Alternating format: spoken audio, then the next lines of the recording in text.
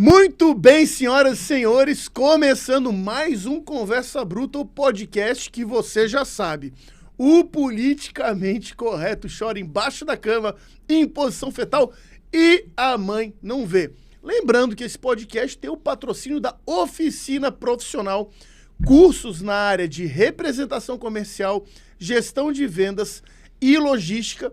E detalhe, né? Naquele precinho, cursos a partir de R$60. E detalhe, você pode parcelar em até 12 vezes lá pela plataforma. Então, né, sem mais delongas, né, já começando o nosso podcast, porque hoje eu tenho um convidado especial que, cara, eu tenho certeza que vai ter choro e ranger de dente hoje, que eu tô com ele, John Aigen. Cara, Bruno, que prazer, cara. Prazer estar aqui. Obrigado pelo convite, cara. Cara, eu que agradeço. E antes da gente começar esse podcast, me dê suas credenciais. Quem é John Aigen? Eu sou um catarinense de Blumenau, que formado em Direito, trabalho como advogado, mas eu me formei em Ciência Política pela Federal de Santa Catarina em 23, porque justamente eu queria trazer um pouco dos estudos que eu comecei a fazer em casa e eu descobri muita coisa que não tem nada no Brasil sobre isso. Eu não tinha antes de eu escrever meu livro, por exemplo, ou artigos e YouTube, né? Que é o quê? O que é o fascismo? O que é o nazismo, digamos assim? Veja, você participou das eleições lá de 2018, te xingaram de fascista em algum momento, te xingaram. Todo mundo já passou por isso. Eu não fui exceção. E aí eu acabei pensando comigo mesmo na época. Eu sei bastante do marxismo, eu sei os intelectuais marxistas, eu sei os intelectuais leninistas, etc. Aí eu pensei, fascismo. Não me veio na cabeça nenhuma pessoa além de Benito Mussolini. Por que isso?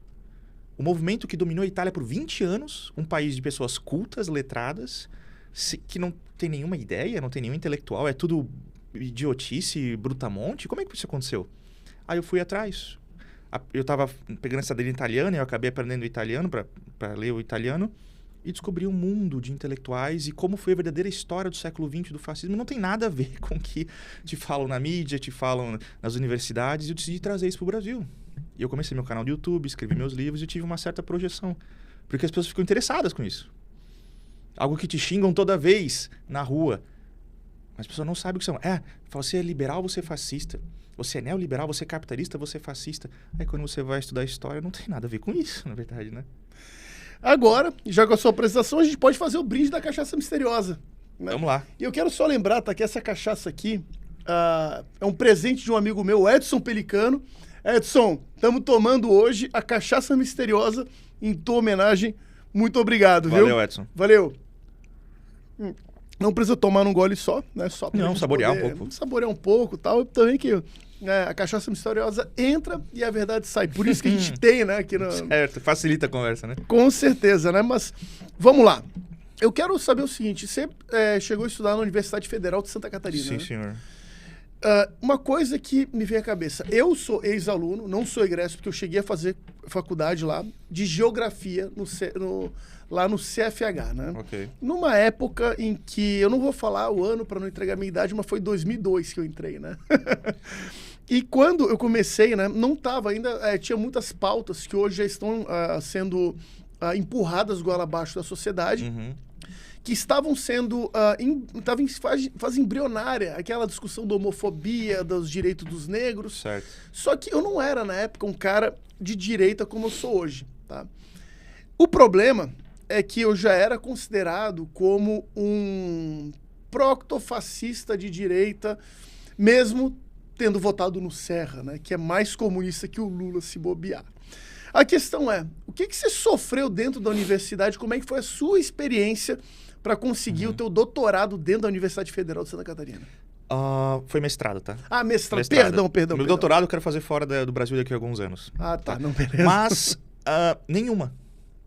O núcleo da história do pensamento político, é o NEP, né, que é dentro da seção de filosofia e ciências humanas, nenhum tipo de perseguição, nenhum tipo de constrangimento, absolutamente nada. Todos os professores do núcleo absolutamente sérios, de centro-esquerda para liberal, assim, não tinha nenhum marxista militante, aquela coisa toda que tem essa imagem, assim, nenhum. Uma pesquisa séria. E olha que eu fazia minhas interjeições na aula, falava sobre o que eu estudava do fascismo, todo mundo respeitoso, dava o debate, dava aquela cutucada, mas era sempre dentro dos parâmetros aceitáveis. Nenhum problema, Bruno. Fiz minha dissertação sobre o conceito de democracia fascista dos próprios intelectuais fascistas. Aceitaram o meu orientador, o Ricardo Silva, grande intelectual, grande amigo, aceitou tudo de boa. Nenhum Cara, problema. que raridade. Que eu penso, se fosse eu numa faculdade de geografia, acredito que não teria dado tão certo, né? Então, cara, eu fico até feliz por isso, que mostra que ainda existem brechas nesse sistema, né? Sim. Muita gente me pergunta, vocês formou numa federal e tal, eu quero fazer, mas estou com medo desse negócio de perseguição. Eu falei, olha, eu só consigo falar pela UFSC, pelo Núcleo de Ciência Política. Sensacional, é um bolsão ali, ó, gente séria, tu vai estudar, tu vai ser bem recebido. As outras, eu não sei. Aí tem história horrível quanto por aí, né? Tá, e só antes da gente entrar em assuntos sérios, eu quero, na verdade, falar de uma forma meio satirizada, né? Muita gente conhece na internet uma figura chamada Pastor Tupirani. Certo. O Pastor Tupirani, ele tem um jingle dele de uma música de louvor que ele canta que comunismo, nazismo, fascismo, islamismo é tudo igual. Né? Putin, Fidel, Chaves, Mussolini, Hitler, Ayatollah Khomeini, né? Cortam cabeça, esquartejam, é tudo normal. Escolas de assassinos ensinando mal. Eu quero saber uma coisa. Comunismo, nazismo, fascismo, islamismo, é tudo igual? Eu, pessoalmente, não acho ideologias iguais. Elas são totalitárias. Elas são iguais por serem totalitárias, Perfeito. certo? Elas têm uma ambição totalitária. Mas a criação, o desenvolvimento dela e os objetivos de cada uma são diferentes. Embora práticas totalitárias sejam comuns entre elas. Por exemplo, a ambição do comunismo, teoricamente falando, é uma revolução mundial e proletária e tal. O nazismo, o nacional-socialismo, quando tem que falar o nome certo, né? Não tinha essa ambição. Era conquistar o leste europeu, destruir a Rússia, a União Soviética, e fazer uma autarquia para competir com os Estados Unidos. Porque o Hitler falava que, lá em 1920, ele falava que os Estados Unidos ia dominar a política mundial na segunda metade do século XX. Ele acertou, claro. E ele queria fazer uma autarquia, uma super Alemanha, para competir com isso. Não tinha uma ambição mundial, digamos assim, que nem o comunismo, certo? E não tinha classe proletária como centro da sua ideologia. Era a raça, digamos assim. E o fascismo tem sua própria ideologia estruturada, então é diferente. Eu que sou intelectual, eu prezo por essas diferenças no discurso, porque, claro, é popular você falar é tudo igual porque é tudo ruim. Beleza, é tudo ruim, eu sei que é ruim, certo? Mas se você quer entender um pouco a história e quer entender como essas ideologias funcionam, você tem que ser um pouco mais minucioso, entendeu? Né? Tá, eu achei interessante, né, que você tocou na questão do nacional-socialismo, né? Porque quando a gente vai na gênese do que é essa ideologia, eles já colocam já o nome direto, nazismo, tudo mais, só que quando a gente chega falando realmente o nome, a gente coloca, né, a gente aponta realmente a falha, né? Agora, qual que é o motivo, né, de ocultar, por exemplo, né, aí a gente entra no livro do Courtois, que é do livro negro do comunismo, que fala sobre todas as mortes causadas por um sistema ainda mais nefasto, vamos ser sinceros, em números, pelo menos, né, exponenciais. Por que se coloca tanto em voga os dados, os números, os 5 milhões de judeus, mas se esquece Holodomor, se esquece o massacre do Camboja, a grande fome chinesa e outros eventos catastróficos do comunismo? Eu acho que tem dois motivos aí. Primeiramente, eu acho que tem com a própria estrutura da ideologia comunista. Veja, por que o nazismo ele é tão odiado, além de ter iniciado uma guerra mundial? Porque ele é racista na sua essência. Tipo, o comunismo, o marxismo, ele não é racista na sua essência, certo? Então não é algo que, tipo, ofende nossa sensibilidade moral como uma ideologia puramente racista que preza que a humanidade vai ser representada por uma parcela exclusiva e pequena de arianos e tal. O comunismo, ele consegue ter esse apelo para todas as raças e todas as etnias, todo lugar do mundo. Porque a questão de ser trabalhador. E tem trabalhador em todo lugar do mundo. Então, ele consegue ter um apelo muito mais global e consegue se passar o pano moralmente falando, porque ele não é racista, ele não vai te excluir por ser branco, preto, não sei o quê, certo? E segundo ponto é que eles ganharam a guerra, né? A Segunda Guerra Mundial foi o divisor da história do mundo no século XX e muito do que o mundo veio a ser hoje em dia, globalmente falando, veio por causa da Segunda Guerra. E o comunismo venceu. Não apenas venceu, ele proliferou-se em todo o leste europeu e espalhou-se pelo mundo, pela Ásia e pela África principalmente.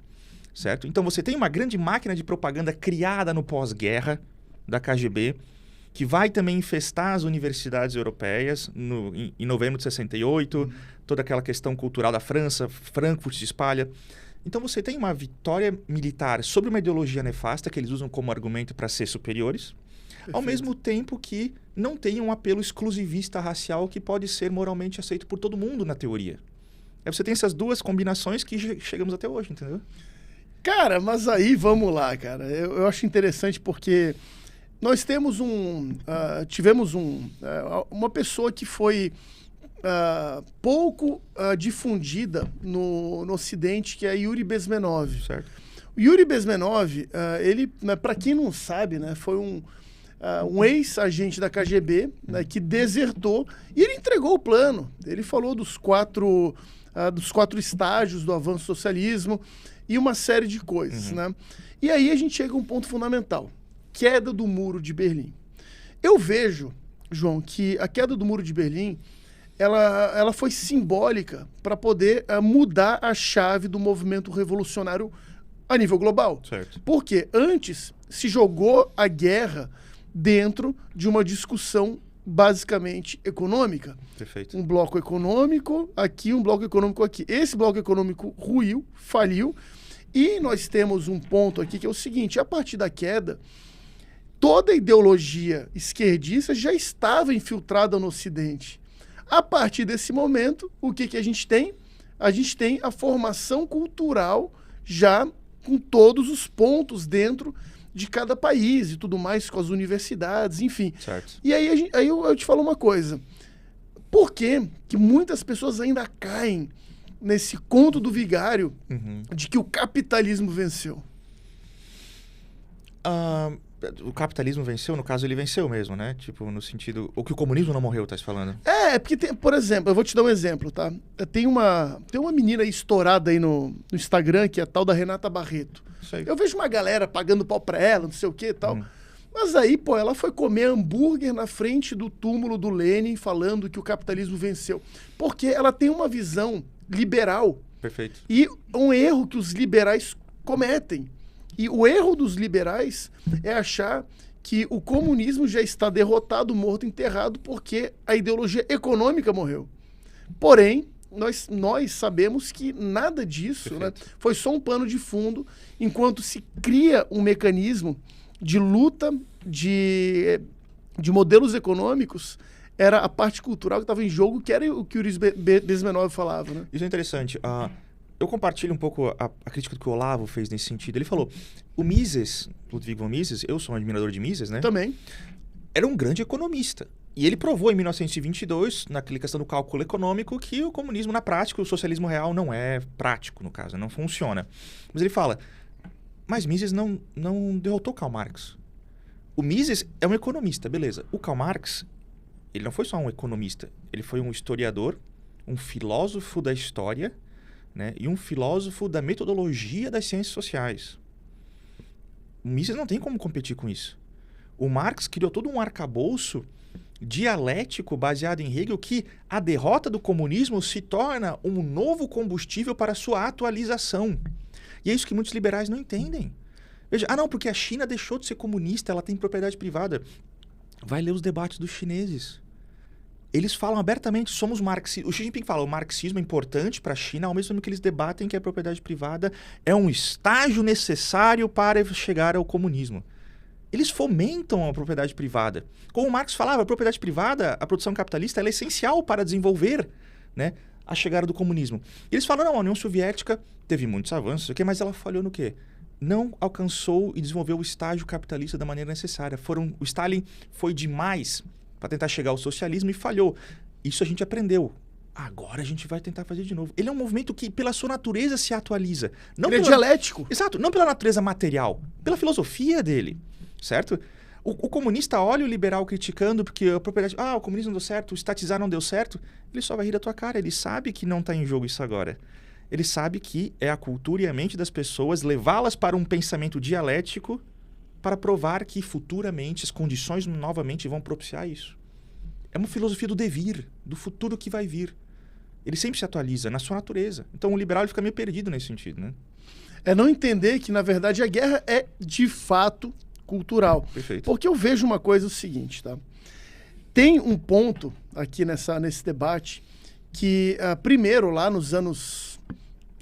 no final do século XIX, quando Marx vai de encontro ao capeta, né? Uhum.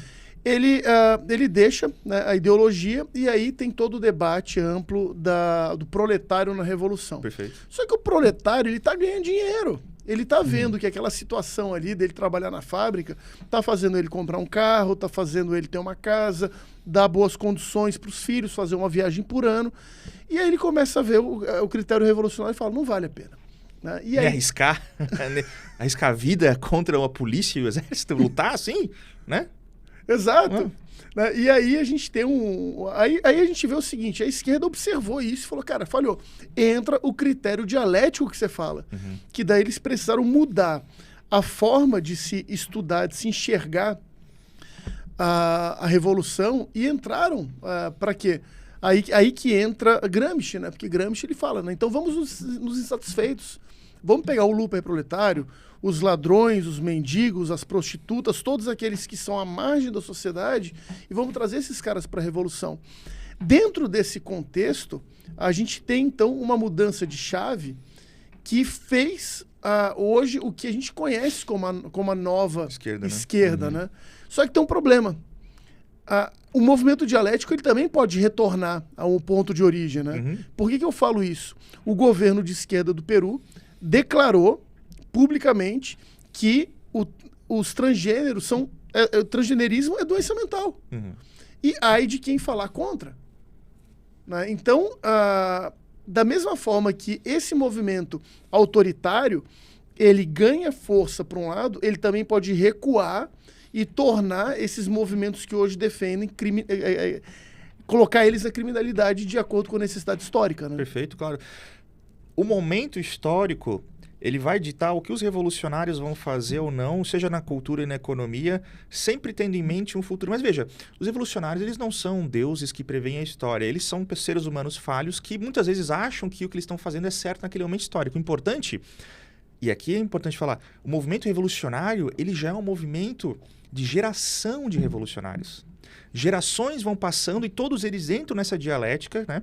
E eles aprendem com a geração passada e evoluem. Certo? Não existe no mundo atualmente, tirando a Igreja Católica e a própria ideia do Islã, né, um movimento intelectual e filosófico que englobe toda uma geração de pessoas que se veem numa tradição única e aprendem para avançar. O liberalismo não é isso. O liberalismo é uma tradição intelectual que eles acham que eles estão estudando economia, estudando tipo como é que funciona a propriedade privada. Não, o liberalismo não tem um plano histórico de criação de sociedade, de criação humana. Eles estão sempre numa reação. Vamos proteger o que a gente conhece que dá certo. Né? Enquanto os revolucionários eles estão sempre evoluindo numa tradição que nunca é quebrada.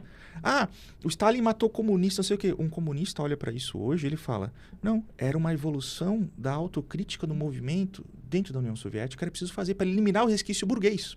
Certo? E o revolucionário sabe que futuramente ele pode ser vítima disso, mas ele está ok com isso. Porque a vida dele engloba todo o movimento histórico. Algo que liberal nenhum participa, não tem essa mentalidade, entendeu? Essa é uma grande desvantagem do conservadorismo. A gente está sempre reagindo a algo que já está sendo planejado e incubado por décadas, que depois só explode na nossa cabeça e a gente tem que reagir. Cara, tu falou uma coisa agora que eu vou fazer uma explicação bem sencilla, né? bem fraca, mas assim, o conservador, ele só quer viver a vida dele, cara. Uhum. Eu só quero ter o meu churrasquinho garantido, a minha cerveja, tá com a minha família, poder ir ao culto, à missa. Sim. E pronto. Acho que Roger Scruton, ele ia muito por esse lado, né? De falar isso, né? O problema é que, como ele tá querendo viver aquela vidinha dele, ele fica o tempo inteiro só com escudo aqui. Só que ele não entendeu ainda que ele precisa atacar esses males também, né? Isso é uma grande desvantagem. É da natureza do conservador ser assim. O revolucionário, ele não vê a vida atual como algo a ser aproveitável. Ele não vê que constituir família e mandar os filhos para a escola é algo natural. Não, ele vê essa existência como uma fase transitória. Uma fase que vai ser superada e que a verdadeira vida que vale a pena viver, mesmo que ele não viva, mas que ele contribua, é a sociedade do futuro. Que vai chegar pela luta e pelo sacrifício. Então você está lutando com pessoas que não têm essa vida em grande conta como você tem e está disposto a mudar a ferro e fogo, cometendo os piores crimes possíveis para chegar no objetivo dele. Algo que, muitas vezes, a sua moral privada vai achar uma coisa absurda. Mas se você quer lutar contra isso, você tem que aprender um pouco com eles. Você tem que ser tão ativo e muitas vezes tão com pensamento revolucionário quanto ele. Mas por quê? Para já adiantar e perceber o que vai cair na tua cabeça no futuro. Isso é muito difícil. É porque o brasileiro pensa de 4 em 4 anos, né? Ah, pois é. A eleição, o sistema democrático meio que impede isso, né? Vê, o Lula criou o PT lá nos anos 80, começando nos anos 80. Ele só foi chegar 22 anos depois da presidência, né? Ele criou o Foro de São Paulo. Veja, eles planejam tudo com décadas de antecedência, cara. O bolsonarismo subiu e desceu ali em 4, 5 anos, e agora a gente está tentando reunificar um tipo de direita nova, em algum sentido, tem briga dentro da própria direita nesse sentido. Os revolucionários não, eles já estão pensando muito para frente. É uma crítica que eu faço à direita, mas é uma crítica frontal. E eu explico por quê, né? Uhum. Eu vejo que toda essa artilharia montada, por exemplo, né? Agora está o grupo ali do Eduardo Bolsonaro com contra a Ana Campanholo e o time dela, certo. Nicolas, enfim. E aí é Michele Bolsonaro no meio, defendendo a Ana, né? E aí você tem Alan dos Santos, Paulo Figueiredo, aquela galera de Miami toda, junto com Kim Paim, criando um fronte de ataque. E aí ficaram 2 trincheiras da direita, uma atacando a outra. Uhum. Cara, eu vejo que é de uma irresponsabilidade mais que absurda, porque o candidato hoje à presidência, que é Flávio Bolsonaro, ele está pregando união. E ele está correto naquilo que ele faz. Porém, o próprio irmão não obedece, a própria direita não entende e fica um tempo inteiro trocando farpas. E aqui eu não estou falando que a Ana é culpada ou que o Eduardo Bolsonaro e o Carlos Bolsonaro são culpados. Mas sabe o que eu penso, João? Aí eu queria que você falasse sobre isso. Se a direita tivesse um pouquinho mais de organização e mirasse os canhões para a esquerda, eu acredito que a luta estaria um pouquinho mais facilitada, né? Estaria, e a gente já devia ter feito um partido próprio, digamos assim, né? Muita gente depende do PL, que é do Valdemar Costa Neto, que é um ex-mensaleiro, né? Que foi comprado pelo PT. E o Zé Dirceu comprou o Valdemar da Costa Neto, que é a base do partido que foi do Bolsonaro e hoje é de grandes nomes ali, né? Primeira coisa, desvencilhar-se desse centrão clássico que tem envolvido com um monte de falcatrua, cria um partido, cria uma linha partidária, estrutura e estratégia, fala, aqui vai ser a direita, não a direita PSDBista lá que ficava com o centrão, não. Não, pô. A direita mesmo, certo? E não vamos tolerar. E aqui é uma crítica que eu faço muito ao Kim Paim, o pessoal lá do Quinto Elemento, não sei o quê. Quinto escreve... desculpa. Não.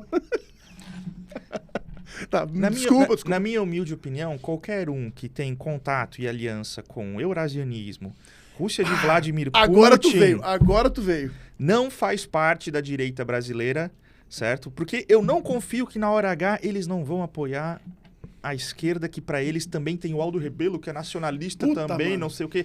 Ó, possíveis traidores. Fiquemos de olho, tá?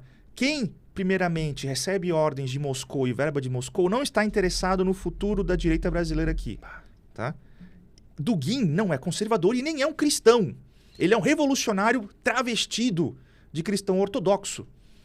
Ele iguala a ressurreição de Cristo como evento histórico como qualquer variação cultural que ele acha importante. Ele é um relativista cultural e religioso. Ele não é um cristão nem aqui nem na China, caramba. Ele é pago pelo Estado soviético, pelo Estado russo, que foi o Estado que mais perseguiu e matou cristão no século XX. E vão acreditar nesse cara que ele tem alguma coisa para ensinar para a direita brasileira e nossos problemas aqui? Eu fico de olho muito aberto com esse pessoal aí. E se fosse meu movimento, afaste completamente de qualquer influência eurasiana, Nova Resistência, esse pessoal aí. Sabe? Mas, cara, agora tu veio, cara. Vamos... Por que eu falo isso, né? Porque muitos desses aí, desses grupos aí, que pra mim são... não tem muita diferença deles pra Coluna Prestes, tá? Nenhuma, né? A diferença é que a Coluna Prestes viveu no século XX, na década de 30, né? E andava a cavalo, né? A diferença é que esses caras hoje usam de mecanismos igualmente revolucionários, porém digitais, né? Por que eu falo, né, em relação a isso? Primeiro de tudo, nessa direita aí que fala, né, que ataca a reputação e usa o mesmo modus operandi da esquerda, né? Vamos ser sinceros, como fizeram com o Paulo Souza, com o meu amigo Paulo Souza, cara, que, pô, atacaram a esposa dele por causa de R$2.000 que ganha como assessora da Ana Campanholo, sendo que ela podia ganhar muito mais vendendo roupa numa loja de esquina, entendeu? Como se ela se vendesse por causa de R$2.000. O que eu vejo, cara, disso? O Olavo de Carvalho, ele colocou o Dugin pra naná, né? Pra ninar. Certamente. Né? Nova era e revolução cultural. O debate. Aí, né? Exatamente, né? Então, tudo isso, cara, aí eu vejo uma coisa, né? A própria direita do Brasil, a gente teve, assim, o surgimento de um intelectual, filósofo no Brasil, que a própria direita parece que faz questão de ignorar esse presente de Deus que foi o Olavo, né? Uhum. Direita e direita, digamos assim, né? Por incrível que pareça, o pessoal do Quinto Elemento, essa galera mais ouvida com o Dugin, eles foram, às vezes, mais ligados ao Olavo no passado do que, muitas vezes, o pessoal que, tradicionalmente, tu acha que é ligado, como Silvio Grimaldo, Flávio Morgsen, né? Esse pessoal ele bebeu muito do Olavo, mas ficou carente nessa época ali da pandemia, e meio que o Olavo caiu em desgraça para eles, e eles começaram a procurar um novo tipo de guru, um novo tipo de influência, que foi o Alexander Dugin, no caso, né? Porra, logo quem, né? Porque eu acho que esse pessoal, eles não entenderam qual era a mensagem do Olavo. Veja, o Olavo está preocupado com uma coisa muito especial. Tava, no caso, né? O renascimento do pensamento brasileiro. Dos anos 60 para cá, você tem uma destruição completa da alta intelectualidade brasileira, e o que sobra é esses pessoal das universidades ali, que raramente uma coisa ou outra sobrevive. O Olavo quer criar um novo fronte intelectual já para não cair nesse tipo de engodo. Você vê um cara sendo financiado por um ideólogo do Estado russo, o Olavo destrinchou a ideia do cara, e mesmo assim vocês caem nisso. Não apenas traindo a herança do velho, mas vocês não entenderam que o plano do Brasil não é ser um puxadinho da Guerra Mundial de Moscou e dos eurasianos. É a gente determinar o nosso próprio destino com a nossa própria intelectualidade. Entendeu? Mas não. Eu acho tremendamente desgraçado e vergonhoso o que esse pessoal fez com o Olavo. E leiam o Olavo de Carvalho. E não leiam só o mínimo, certo? Que o mínimo é o mínimo, porra! Exatamente. Tá no nome, né? Façam os cursos de metodologia, de como analisar a política brasileira, que lançou agora, eles lançaram, até comprei o curso, né? É um curso que ele fala como analisar o pensamento brasileiro, como analisar a história do Brasil e poder tentar prever os acontecimentos, certo? O pessoal não estuda, cara. Isso que é difícil, entendeu? Cara, pois não, é uma coisa assim impressionante, porque eu vejo que o Brasil é um país extremamente complicado, porque eu acredito que antes a gente falar sobre, por exemplo, como é que a gente foi de João Camilo de Oliveira Torres, Gustavo Corsão, Nelson Rodrigues, para Marilena Chauí, Leandro Carnal e Cortella. Assim, sim, certo. É basicamente um pós-doutorado de uma universidade com nível pré-ginasiano aqui, né? Sim, perfeito. Não explica, né? O grande intelectual da esquerda odeia a classe média, né? E fala isso com palminha ainda. Por que eu tô falando isso? Porque eu vejo muito que o brasileiro também perdeu a sua identidade a partir daquele fatídico dia 15 de novembro de 1889. Tô errado ou não tô? Eu acredito que sim, em certo sentido. Tomei! Não, desculpa. Eu tô brincando. Não, perdão. Eu quis dizer... Eu me enganei. Você tá certo, na verdade. Você tá certo, na verdade. Eu me enganei. O que eu quero dizer com isso? A questão é que a gente já não tinha uma certa identidade, digamos assim. A gente tinha um grande caldeirão de possibilidades ali. Você tinha aquela influência luso-católica lá da tradição, você tinha os indígenas, claro que fazem parte e tal, mas você sempre teve um Estado imposto, burocrático. O Leviatã lusitano chegou aqui e controla a sociedade. E os intelectuais estavam sempre procurando o que vai ser o Brasil, qual é a essência. Sempre o país do futuro. O país do futuro, porque por definição o futuro nunca chega, tipo, tá sempre no futuro. Mas veja, eles sempre olhavam para a Europa, né? O que tá na moda na Europa, geralmente está decadente já na Europa, eles traziam para cá como foi o positivismo da Nova República e tal, que depois vai dar em Vargas, aquela coisa toda, né? Na minha opinião, o povo brasileiro nunca teve a chance de realmente se expressar sem que dependesse da burocracia estatal e dos seus intelectuais ali que querem importar da Europa coisa e criar o Brasil, vamos criar o Brasil da nossa cabeça, os tecnocratas, digamos assim, né? A gente não teve isso. Alguns poucos intelectuais da nossa história, principalmente na literatura, conseguiram mostrar uma certa essência brasileira. Por exemplo, o próprio Euclides da Cunha, nos Sertões, no caso, né? Aí você tem o Miguel Reale, você tem vários luminares, mas foram só relances. Resquícios momentâneos do que o Brasil poderia oferecer ao mundo. Certo? Porque, na minha opinião, uma nação só tem digamos assim, não é um direito, mas ela existe para quê, na minha opinião? Para você, como um povo, como uma identidade, criar ideias e modos de vida e existência que outros povos podem ver. Olha como aquilo é bom, olha como aquilo pode nos melhorar a vida e nossa existência. Como a gente pega dos russos, dos franceses, dos alemães, né, dos americanos. O Brasil nunca chegou a criar uma própria identidade para oferecer isso ao mundo. Eu fico perguntando, depois de 500 anos, se o Brasil acabasse hoje, não existisse mais nada de Brasil, o que os outros povos do mundo poderiam aproveitar da gente? O funk. Como lavar dinheiro. Exato, né? Cara, mas justo, né? A minha família é do Rio de Janeiro, né? Eu tenho uma ligação muito forte com o estado do Rio, né? Embora, né, eu seja realmente catarinense e tenho orgulho de ter nascido nessa terra. Mas eu vejo, cara, que o Rio de Janeiro sempre foi um expoente cultural do Brasil, pro bem e pro mal. É certo, né? A gente teve todo o surgimento intelectual no Rio de Janeiro, e agora o Rio de Janeiro tem se transformado num celeiro também de péssimas coisas. Eu não estou falando só de Rede Globo, não estou falando só de toda a porcaria cultural que vem lá do Projac, mas também essa cultura do funk, né, essa questão da ostentação, essa questão do cara que venceu na favela, mas tem um tráfico de drogas por trás. Onde que a sociedade brasileira errou para a gente chegar nesse ponto? Na minha opinião, veja assim, isso é engraçado. Eu acho que o Brasil se tornou uma sociedade profundamente materialista, não no sentido só de valorizar o dinheiro. Porque os americanos também são materialistas, eles fazem muito dinheiro. Não é bem assim. O americano, ele tem um senso de missão no mundo. Ele tem um senso de importância e ele vê que a história do país dele é um exemplo e um farol para o mundo, beleza? Muitos americanos entregariam suas fortunas, sua família para lutar para defender os Estados Unidos, certo? Existe muito uma cultura dessa lá, né? A gente não tem isso aqui.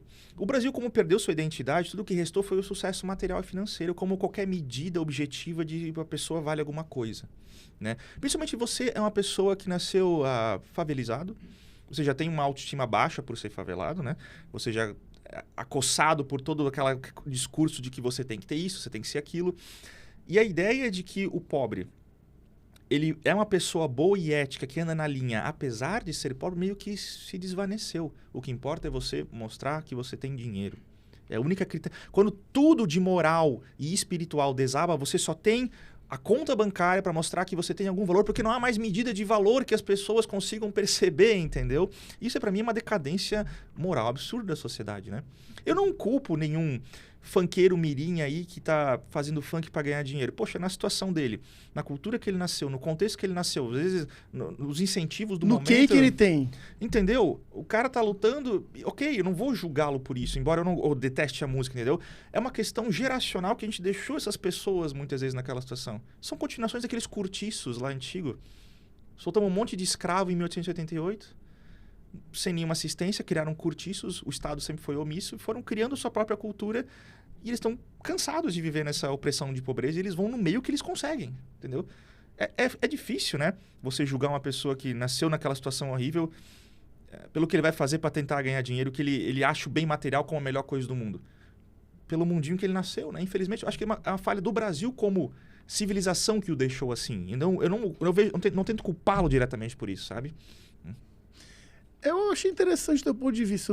Eu nunca havia pensado sobre essa ótica. Mas eu continuo odiando o funk. Eu também odeio. E, assim, claro, lógico. O funk, como arma de lavagem de dinheiro e, digamos assim, a arma do tráfico para aceitação cultural do tráfico é um negócio horrendo, assim, sabe? Mas eu também, assim, eu tento sempre olhar para um aspecto sociológico. Eu tento não culpar existencialmente, moralmente pode culpar por cometer um crime ou não, mas existencialmente eu tento não culpar essas pessoas que muitas vezes só veem isso ou só têm isso de referência e acabam optando porque muitas vezes eles não têm outro meio de sair, digamos assim, certo? Eu tento ser compreensivo nesse sentido, sabe? Porque, afinal de contas, eles são brasileiros. E eu quero que todo brasileiro tenha alguma chance de experienciar a alta cultura, de ter uma vida espiritual, certo? E quando eu vejo aquelas pessoas degradadas àquele ponto, muitas vezes por ineficiência e omissão do Estado, certo? Eu tento ser mais compreensivo, entendeu? Não, eu concordo contigo. E agora, né, eu quero só sair um pouco da questão cultural e voltar também para a questão política autoritária. Uhum. Você trouxe um livro aí, né? Perfeito. Mostra aí pra gente. Vamos... Agora eu vou ter que botar o óculos de volta, né? A idade chegou, velho. Meu Deus do céu, cara, tem que usar óculos. Fascismo como ideologia e a revolta totalitária. Prefácio de Antônio Messina. Me conta um pouco desse livro. Por que eu quero que você conte sobre ele? Porque eu acredito que você fala muito sobre exemplos autoritários, totalitários a termos globais. Uhum. Mas eu queria que você falasse também sobre como que o totalitarismo ele chegou no Brasil de Vargas a Lula, passando por outros, período militar e por aí vai. Na verdade, o Brasil ele sempre foi um país autoritário. Temos que distinguir autoritarismo de totalitarismo. O autoritarismo, muitas vezes, é só um expediente do Estado e das elites aristocratas, às vezes manter o seu privilégio ou para algum expediente de emergência. Vamos derrotar aqui um inimigo interno, vamos uma coisa. Então, o Estado ele vira autoritário. Ele impõe sua autoridade, muitas vezes, contra as próprias leis, no caso assim, né? Isso é muito comum no Brasil. Tá? O Brasil, ele sempre teve roupantes de autoritarismo, como o próprio Floriano Peixoto aqui, né? A gente sabe o que ele fez aqui. Você tem o Vargas, você tem o próprio... A monarquia, em algum sentido, também era autoritária para manter a escravidão, digamos assim, né? Nesse sentido. Agora, o totalitarismo é diferente. Ele busca mudar a raiz da própria existência humana e do como a sociedade é constituída através da força massiva da política, que é o quê? Do exército, da polícia. Ele não se contenta em apenas criar, vou manter meus privilégios aqui, vou só matar uns bandidos ali. Não, ele quer mudar a sua natureza e mudar toda a sociedade. Ele quer eliminar o que é o passado e criar um novo mundo. Ele quer criar tudo o que você pensa que é tradicional de religião, a natureza humana segundo o cristianismo, a questão da propriedade. Ele quer eliminar porque ele vê aquilo como algo que é imposto por um sistema maléfico.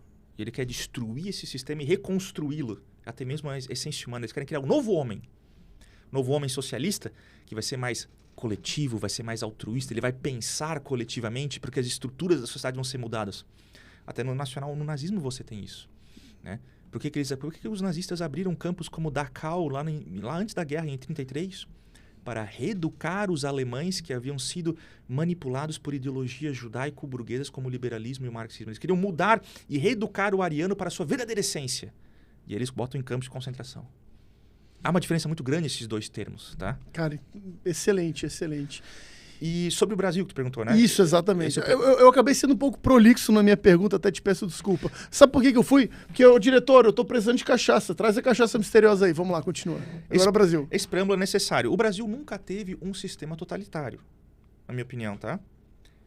O Vargas pode ter sido o que chegou mais perto, digamos assim. Mas, de longe, o que a gente teve no Vargas não se assemelha em 1 milhão de anos ao que aconteceu na União Soviética stalinista ou na Alemanha nazista. Ou na China maoísta, ou no Camboja, principalmente. Não temos nada disso. Não tivemos, graças a Deus, certo? O que nós tivemos foi tipos de tecnocracias autoritárias. Que é fruto do positivismo também, Muitas vezes, sim. Com certeza. Principalmente a questão da república, né? Veja, o Vargas e o castilismo lá do Rio Grande do Sul, que é um positivismo que vai gerar o Vargas, né? E depois os militares, eles têm muito isso, né? Eles não querem criar um Brasil novo. Eles querem levar o Brasil para um patamar que seja de respeito igual ao país europeu. Eles veem a França, muitas vezes, naquela época, como o exemplo do que tem que ser um país, né? Então, eles usam esses meios autoritários como, vamos tirar o direito ao habeas corpus, vamos restringir a liberdade de expressão e vamos aqui passar uma nova legislação. Vamos copiar o que, sei lá, a Carta de Lavoro de Mussolini fala em princípio. Vamos copiar aqui e fazer as leis trabalhistas. Eles estão sempre querendo copiar e usam o Estado meio que para dar umas pauladas assim, vamos atualizar o Brasil, vamos trazer o Brasil para um novo futuro igual à Europa, assim, certo? Essa é a origem do autoritarismo brasileiro. É a falta dessa cultura e dessa essência do próprio povo com o Estado, e o Estado tem que sempre tentar criar um povo brasileiro. Né? E essa acho que é a minha opinião, assim.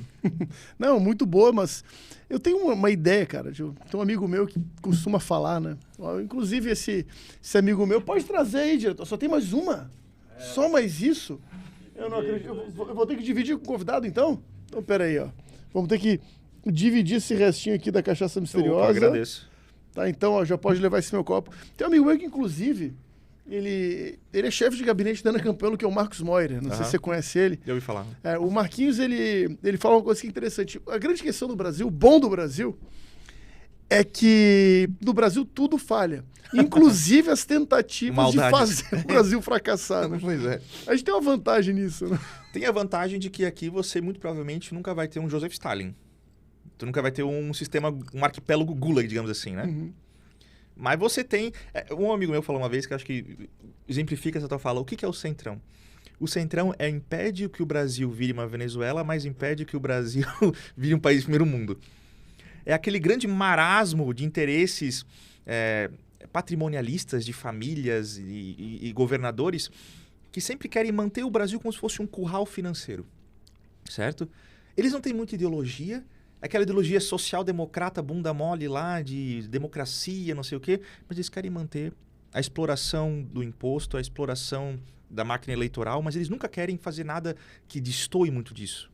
Nunca vão fazer um radicalismo, tipo, nunca vai surgir um Lenin, um Hitler nesse sentido para quebrar o sistema e uma coisa assim, mas também eles não vão se degenerar completamente num narco-estado como a Venezuela, presume-se. Uhum. Então é meio que esse marasmo, essa mediocridade, isso serve para explorar financeiramente o povo brasileiro, no caso. Né? Eu acredito que o Centrão é um parasita que ele sabe que ele não vai deixar o hospedeiro gordo. Isso. E também não pode matar o hospedeiro. Né? Eu vejo por esse lado. Esse lado. Por um lado, você tem, como você falou, você tem uma certa previsibilidade, uma certeza de que o Brasil é o país menos inseguro do mundo. Falava Roberto Campos. Ele não tem risco nenhum de dar certo. Uhum. Entendeu? Você sabe disso. Mas ele também tem muito risco menor de desembocar nessas experiências absurdas, assim, também, sabe? Isso pode ser bom ou ruim. Eu, ultimamente, tenho pensado que até que seria bom surgir um tipo de político, digamos assim, com um pouco mais de vontade de quebrar o sistema, sabe? Fazer uma coisa diferente. Porque o sistema, cara, ele vai se degenerando e ele vai se mantendo. E você tem agora o STF nessa questão toda também. Até quando, cara? A gente vai ficar o século XXI inteiro nesse vai e vem aí de autoritarismo esporádico, com exploração eleitoral, essa fachada democrática. Eu vou passar o século XXI inteiro sem fazer nada de novo, só uma continuação de 88, que é uma continuação da tecnocracia militar e larguista, né? Mais um século perdido nesse marasmo, cara. Eu até prezo um pouco, às vezes, meu Deus, surge alguém radical assim pra quebrar isso aí de uma vez, tá ligado? Pra agilizar um pouco, sabe? A gente acreditou que fosse o Bolsonaro, né? Mas vamos ser sinceros, né? Não foi. Uhum. Eu vou falar. Quando surgiu o Bolsonaro, lembremos de 2013 ali. Aquela galera, todo mundo tava recebendo aquelas influxo cultural da nova direita, né? Uhum. Vendo Olavo, vendo a escola austríaca, vendo aquele pessoal todo na internet, tá? Aí surgiu o Bolsonaro. A primeira vez que eu vi o Bolsonaro, que eu me lembre, foi um meme. Um meme numa página de Facebook de política que eu participava. Aí começou a aparecer mais. E eu começou a bater no PT, eu comecei a prestar atenção nele. Eu pensei, quem é Bolsonaro? Eu comecei a pensar naquela época, já em 2017, antes disso, vou pesquisar a vida de Jair Messias Bolsonaro. O Olavo tá falando dele e tal, vamos ver. Assim, um histórico que eu não esperava encontrar, digamos assim, né? Sim, ele elogiava Chaves. Por um lado, né? Eu acredito que as pessoas amadurecem, né? Sim, claro, tem isso. Mas eu quero dizer assim, a família Bolsonaro, ela é uma família que foi típica do Centrão. Sempre, claro. Ela é parte do fisiologismo estatal clássico desse marasmo que a gente estava falando, certo? Eu achei muito estranho quando essa família que é clássica ali do Centrão, ficou 20 anos ali naquele centralismo democrático, aquela coisa toda, surge do nada como um novo ariete radical de mudança política. Por que a mudança política teve que vir do próprio dentro do sistema que eles estavam criticando? Não é tão brasileiro isso, cara? A gente pensa numa ideia revolucionária, ela vem da própria ideia que a gente quer quebrar, cara. Eu achei isso tão estranho. Por que não vem alguém de fora, um outsider mesmo, como o próprio Nicolas Ferreira, talvez seja? Porque a família dele, até onde eu sei, não tem relação, tipo, com a política de Brasília nesse sentido. Então, pra mim, o bolsonarismo ele já nasceu fatídico a morrer. Uhum. Ele já não teve... Aqui a gente traz verdades duras, tá? Só pra avisar. Assim, eu já pensava em 2017 que o bolsonarismo ele não ia durar muito. Primeiramente porque eu vi o Olavo falando, e eu concordo com ele, que o bolsonarismo ele era parte dentro do sistema e ele se volta contra o sistema em alguma medida, né? Nova política, lembra? Mas ele não tem força para quebrar o sistema. Ele tem popularidade. Ele ganha voto. Mas dentro do sistema, o voto não influencia muita coisa, amigo. Se você não controla o Congresso de alguma maneira, e se você não tem meios de influenciar burocratas obscuros que tu não conhece lá em Brasília, os caras vão te capar, entendeu? Porque popularidade só te dá voto, te coloca lá dentro para ser moído pela máquina, entendeu? É o que aconteceu, na minha opinião. Não, e é fato, né? Fato notório isso. Cara, assim, ó, a gente tem ainda mais alguns minutos de podcast, mas eu queria entrar numa parte que foi como eu conheci você, João Egg, né? Um dia no Instagram, tava na fazenda lá da família da minha esposa, tava olhando no Instagram, daqui a pouco apareceu um post lá sobre contracultura, sobre movimento punk. Ah, sim, foi mês passado eu fiz. Cara, mas quando chegou aquilo eu achei sensacional, porque eu sempre acompanhei muito, eu sempre gostei muito do punk rock, principalmente britânico, sim, The sim. Clash, Sex Adoro Pistols. também. Uhum. Gosto demais. Só que eu sempre achei aquilo, pô, eu gosto da sonoridade e tudo, só que, pô, Sex Pistols, a banda é fundada por Malcolm McLaren, que é feita ali com os caras que trabalhavam com ele e tal, né, dono de boutique. E aí a gente começa a observar, né? A banda raiz punk mesmo, pra mim, era Ramones, que inclusive... Anticomunista, né? Anticomunista, né? Kill a Come For Mommy. Isso. Né? I Believe in Miracles. E, cara, eu quero falar sobre isso. Eu preciso pegar um pedaço do meu podcast para falar sobre isso. Cara, como é que um movimento que surgiu com uma banda anticomunista e na Inglaterra, a partir de um dono de boutique, como é que um movimento desse foi vendido? Cara, as pessoas compraram isso como contracultura, cara. Eu acho que a própria... Veja, tem uma... Nesse post do Instagram que eu fiz, tem uma fala de uma mulher que cantava pra banda Six Years Banshee, que é uma banda tipo de post-rock, meio punk nos anos 80. Ela falava assim, por que a gente usava swastika em camisas... Swastika nazista, né? Em camisas lá nos anos 70. Por que o Sid Vicious, do Sex Pistols, usava na rua? Que foi ocultado, inclusive, né? Lá no filme do Gary Oldman, né? Colocaram o símbolo comunista, né? Assim, mas usava a swastika nazista na rua andando, né? Ela falou, por que a gente fazia isso? Porque a gente não gostava dos nossos pais. Ela falou, nossos pais... Olha que loucura ela falou. Nossos pais se gabavam de ter derrotado o Hitler.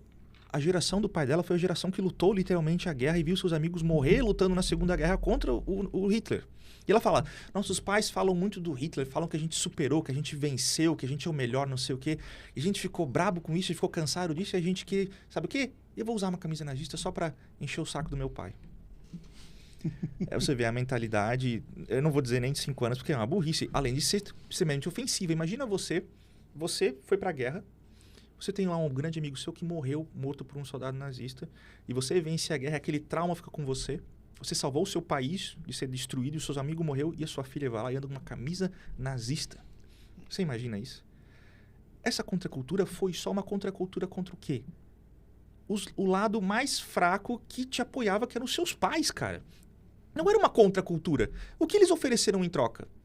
Se você vai ser contra a cultura, você está eliminando aquilo, mas você vai oferecer o quê? O não, a negação, não queremos nenhuma autoridade, nenhum vínculo paterno, não queremos nada. Tá bom, beleza, entendi, vocês não querem isso, mas vocês vão construir o quê? Vão se basear no quê? A música, algumas bandas saíram disso, o próprio Ramones, né? O The Clash, assim, mas algumas bandas nunca saíram dessa coisa de atacar, criticar e negar, beleza? Mas o que vem depois disso? Sabe? Que sociedade vocês vão ter se vocês não reconhecem que o vínculo paternal é importante, que certas autoridades são necessárias? Entendeu? Que nem tudo é a pessoa não é subjugada porque tem as estruturas sociais da família e da sociedade burguesa que te controlam. Não, essas estruturas muitas vezes te protegem e te guiam na vida. Elas são construções milenares que aprenderam com os erros para te ensinar o caminho mais ou menos certo, que na Inglaterra você podia escolher não fazer isso, entendeu? Mas isso que eu gosto do punk, mas eu nunca gostei dessa ideia de que vamos negar isso, vamos ser anarquistas, sendo que o anarquismo clássico nem era isso, né? Era uma filosofia até propositiva. Eles faziam propostas de construção social também, né? O punk, pra mim, já começou degenerado nesse sentido, cara. Eu não gosto disso. Não sei você. Não, de jeito nenhum, né? Mas é porque eu acredito também que o movimento é formado por jovens, né? Sim. E o Olavo sempre deixou muito claro, né? Que a juventude é uma doença que se cura com o tempo também, né? Pois é. Os grandes movimentos totalitários pegaram sua massa grande de militantes de jovens. Jovens, muitas vezes, de 20 a 35 anos. E muitas mulheres ainda. Por incrível que pareça, embora a militância nazista fosse muito masculina até na SA, na parada da briga, o Hitler teve um grande apoio massivo dos movimentos de mulheres da Alemanha. Mulheres jovens. Mulheres jovens e jovens em geral são os que são a massa de manobra perfeita dos movimentos totalitários que querem destruir o antigo e o velho para prometer um novo, muitas vezes confuso e abstrato, futuro. Porque o jovem está sempre olhando para o futuro, né? Eu vejo que a ambição desses caras não vai muito longe de um folhetim de testemunho de Jeová, né? Aquela coisa, você vai poder fazer... O testemunho de Jeová que acredita que você vai poder fazer carinho na juba de um leão. Aí se você prometer isso para um revolucionário, é capaz de ele acreditar? Não, pois é. Isso que e muitas vezes eu entendo. O Olavo falava assim: se você quer entender o mundo, entender a política, você tem que se colocar na mente do seu inimigo. É o que o Sun Tzu falava, o Sun Tzu, na Arte da Guerra: conheça o teu inimigo. Como é que um revolucionário pensa? Tem que pensar assim. Como é que um comunista pensa? Como é que uma pessoa vai ser revolucionária? O que tem de atrativo nisso? Ela coloca isso na cabeça dele, pensando assim: eu não gosto de injustiça social, eu não gosto de pessoa pobre, eu não gosto de pessoas subjugadas. Tudo bem? É algo muito humano. Algo que eu compreendo. Certo? E eles acham que, como eles são jovens, a impaciência deles os leva a propostas cada vez mais radicais de mudança, muitas vezes com a violência. Porque às vezes eles não têm a ideia de que as coisas transformam-se gradualmente e melhoram, mesmo que alguns passos para trás, alguns são dados para frente. Eles não têm uma concepção histórica de que as mudanças que a gente superou foram graduais e sofridas e que muitas vezes com retrocessos que vão e vêm. Eles querem tudo muito no agora, né? E eu entendo esse ardor de juventude. Eu entendo que eles querem acabar com problemas sociais. Quem não quer, na verdade? Certo? Mas eles são muito frágeis, eles são pegos, né, são fisgados por essa propaganda, infelizmente, né? Eu queria, na verdade, que você falasse um pouco sobre o seu livro. A gente está quase chegando no final, mas eu queria falar para mim, por gentileza, sobre o livro. O Fascismo como Ideologia e a Revolta Totalitária. Pode mostrar, pode falar sobre o livro. Eu comecei a escrever esse livro antes de entrar no meu mestrado, em 2021 comecei a escrevê-lo, porque foi uma combinação de 4 anos de estudo intenso sobre os intelectuais do fascismo, né? Quando chegou a eleição do Bolsonaro, eu fui chamado de fascista analista, eu comecei, quem são os fascistas? Eu fui procurar, peguei fontes italianas, o Antônio Messina, ele é um professor lá da Itália, eu conheci ele aleatoriamente pedindo um PDF de um artigo online, começou a conversar comigo, virou meu amigo, e ele prefaciou o meu livro, por incrível que pareça. Eu escrevo qual foi mesmo a ideologia fascista. Quais eram ideias fascistas? Eram ideias profundamente enraizadas na esquerda revolucionária europeia e italiana. O sindicalismo revolucionário é uma grande parte do fascismo. Você fala em sindicalismo, hoje você pensa na CUT, você pensa no PT, aquela coisa toda. Mas não. Muitos intelectuais que criaram o Estado fascista e o teorizaram eram oriundos dos movimentos sindicalistas revolucionários. Veja, Bruno, sabia que existiam os fascistas antes de existir o fascismo substantivo? Lá no século XIX, antes de Mussolini nascer, 1870, 80, haviam pessoas que eram conhecidas popularmente como os fatistas. Quem eram? Sindicalistas. Eles já se autoproclamavam os fatistas e falavam que os sindicatos, o conglomerado de sindicatos contra o Estado burguês eram os fati, né? Que dá origem ao símbolo do fascismo. Isso, né? que eles pegam lá da Revolução Francesa e lá da Roma Antiga, eles atualizam para um tipo de movimento pró-proletário contra o Estado burguês. Mussolini, ele cresce nesse meio, ele é influenciado por esses intelectuais sindicalistas. Mussolini, o pai dele, o Alessandro, era um militante anarquista e marxista revolucionário. Ele lia trechos do Capital para o jovem Benito quando ele era criança, certo? E Mussolini, ele cresce, ele vira um marxista ortodoxo, materialista mesmo. E ele vai se desenvolvendo, aprendendo com os sindicalistas e criando o seu próprio tipo de socialismo. Um socialismo mais elitista, um socialismo que depois ele vê que tem que ser para a Itália e não para o mundo. Primeiramente a Itália e para os italianos, para todos aqueles que produzem para a Itália. E ele vai chegando, e o fascismo ele é um tipo de socialismo nacional. Ele é um socialismo para a grandeza da nação italiana, desenvolver a produtividade da nação italiana. E um grande filósofo que ajuda ele nisso é o tal de Giovanni Gentili. que é ocultado pelos ditos intelectuais brasileiros. Né? Perfeito. O Gentili era um dos maiores intelectuais mais aclamados do mundo em 1920. Pedagogo, filósofo, né? Falava 7 línguas, certo? Não era nenhum idiota, nenhum brutamonte que queria só bater nas pessoas, que nem a Márcia Tiburi fala que o fascismo era assim, né? Não. Ele fala... Eu vou explicar brevemente o que é o cerne da ideologia fascista para vocês nunca mais se enganarem. O cerne é que o indivíduo não existe. Você, Bruno, não existe e eu não existo. Como assim? Você fala português, né? Uhum. Eu falo português. Eu não tenho a linguagem do João, privada, e você não tem a linguagem do Bruno, privada. A gente compartilha algo que é público, muito mais antigo que nós dois, e que vai existir quando nós morrermos, que é a linguagem, que é o quê? Vem da onde essa linguagem? Da tradição brasileira portuguesa. Ou seja, há todo um arcabouço cultural e moral, existencial, que é antes da gente, e a gente tem que absorvê-lo para sermos brasileiros, falantes, até mesmo raciocinar a língua. O Gentili fala assim, o indivíduo, então, como átomo, como direito individual, ele é uma ficção liberal. Existe o indivíduo político, aquele que é atualizado pelo Estado para se tornar um indivíduo. Então, o Estado é que tem a verdadeira vontade. Não é o indivíduo que tem vontade, é o Estado. Aquela famosa frase, tudo no Estado, nada contra o Estado e nada fora do Estado, de Benito Mussolini, foi inspirado o quê? Nessa filosofia de Gentili.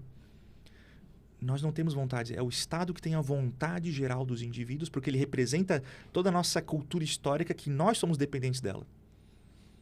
E aí, por isso que é o Estado totalitário. Ele é tão total que nem a vontade individual existe mais. É o Estado que manda na ética, na cultura e na língua, e ele vai direcionar os indivíduos para a grandeza da nação. Esse é o cerne da filosofia fascista. Antiliberal, anti-individual e o Estado controlador tão absoluto que controla a sua própria vontade.